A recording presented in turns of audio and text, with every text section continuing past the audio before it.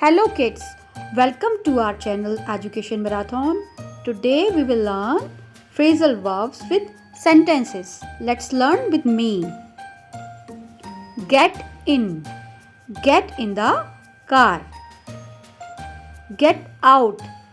I will get out when bus at bus stop.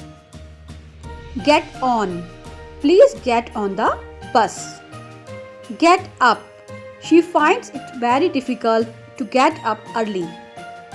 Take out. Don't forget to take out the garbage. Take off. Take off your shirt. Put on.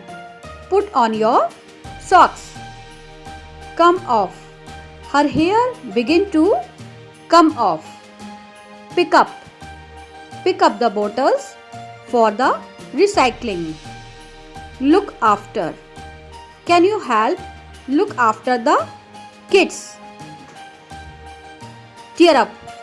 Why did you tear up the letter? Run away. The thief had run away when the policeman came. Grow up. He will grow up into a handsome boy. Thanks for watching this video.